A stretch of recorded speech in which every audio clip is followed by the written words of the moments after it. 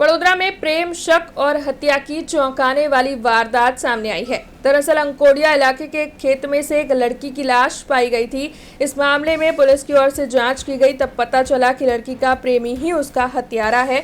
तब पुलिस की ओर से आरोपी की गिरफ्तारी कर ली गई। मृतक लड़की की पहचान दिव्या परमार के तौर पर हुई है, जो कि प्रोफेशनल मेहंदी आर्टिस्ट थी, और आरोपी का नाम रोहन वणकर बताया जा रहा है। तब आपको बता दें कि दोनों के बीच में झगड़ा हुआ था। तब आरोपी की ओर से कंप्यूटर वायर के जरिए गला दबाकर लड़की की हत्या कर दी गई थी, जिसके बाद लाश को चद्दर में लपेटकर फेंककर वो फरार हो गया था। हालांकि पुलिस की ओर से सीसीटीवी और टेक्निकल सर्वेलांस की मदद के आधार पर गिनती के वक्त में ही आरोपी को नेत्रंग से गिरफ्तार कर लिया गया था। तब इस मामले में पुलिस अब आगे जांच कर रही है। तब इस पूरे मामले के मद्देनजर ज्यादा जानकारी वडोदरा जिला पुलिस वड़ा सुशील अग्रवाल की ओर से दी गई है।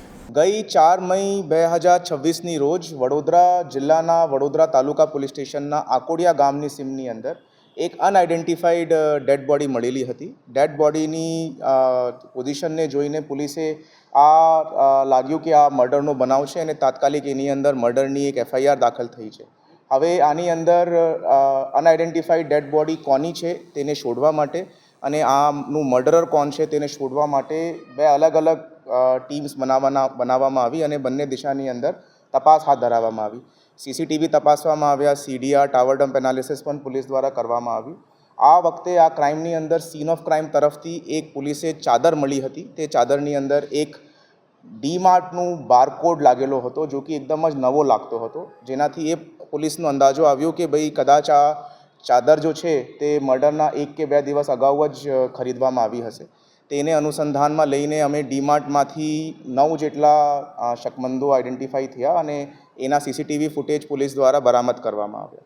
પેરેલલી આ જો મરણ જનાર છે તેમની શોધખોળ કરવા માટે પોલીસ દ્વારા ડેડિકેટેડલી તમામ મિસિંગ પર્સન્સ ગુમશુદાની જેટલી પણ વિગતો દાખલ થઈ છે વડોદરા ગ્રામ્યની અંદર, વડોદરા સિટીની અંદર અને આસપાસના જિલ્લાઓની અંદર તેમને 1 to 1 ચેક કરવામાં આવ્યું અને એક શકમંદ દિવ્યા નાગજીભાઈ પરમારની જો ગુમશુદા રિપોર્ટ હતી તેનું ઘણું બધું કેરેક્ટરિસ્ટિક્સ અમારા ડેડ બોડી સાથે મેચ થતો હતો।